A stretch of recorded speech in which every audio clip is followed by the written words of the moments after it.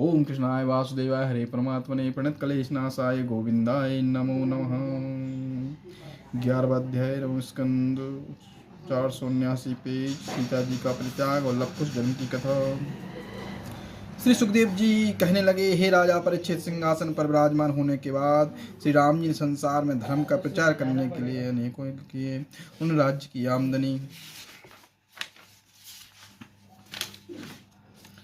की बहुत सी संपत्ति ऋषि मुनियों ब्राह्मणों को दान कर दी। उसी समय ऋषि मुनियों ने उनसे यह कहा कि हे भगवान, हम लोग इतना धन लेकर क्या करेंगे, हमें तो केवल गौ की आवश्यकता है, इसलिए आप हमें गोधन ही प्रदान कीजिए। इस बात को सुनकर राम जी ने उन्हें गौ आदि देकर संतुष्ट कर दिया। इस प्रकार धर्म के प्रताप के सातों द्वीपों के राजा देवता दैत्य सभी राम जी की आज्ञा को मानने लगे। हे राजा परीक्षित, एक दिन श्री राम जी के गुप्तचर अपना वेश बदलकर प्रजा की देखरेख करने के निमित्त अयोध्यापुरी में विचर रहे थे। उस समय दूतों ने एक जगह यह देखा कि एक धोबी अपनी स्त्री से लड़ रहा था। उससे बार बार यह कह रहा था कि मुझसे बिना आज्ञा की रात्रि भर घर से बाहर क्यों रही, इसलिए अब तू मेरे घर में रहने योग्य नहीं है। मैं तो कोई रामचंद्र नहीं हूँ जो उनकी सीता 1 वर्ष तक रावण के यहाँ कर रहे आई, तो भी उन्होंने उसे अपने घर में रख लिया। तो जब यह वृत्तांत श्री राम ने अपने दूतों को मुख से सुना तो उन्होंने लोक निंदा होने के कारण प्रातःकाल होते ही लक्ष्मण से कहा, हे लक्ष्मण, तुम सीता को वन में ले जाकर किसी ऋषि के आश्रम के छोड़ाओ, क्योंकि उन्हें घर में रखने से प्रजा मेरी अपकीर्ति होती है। यद्यपि यह आज्ञा कठोर है, फिर भी प्रजा को संतुष्ट रखने के लिए राजा के धर्म में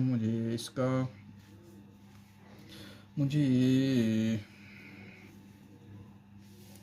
अधर्म के रूप में मुझे इसका पालन करना ही पड़ेगा। प्रभु के ऐसे वचन सुनकर लक्ष्मण जी ने सीता जी के पास जाकर कहा, हे माता, आपने गंगा जी ऋषियों का पूजन करने का संकल्प किया था, इसलिए आप मेरे साथ वन में चलकर उनका पूजन कराइए। है सुनकर सीता जी इतने प्रसन्न हो ऋषि पत्नियों को देने के लिए वस्त्राभूषण लेकर लक्ष्मण के साथ चल दी।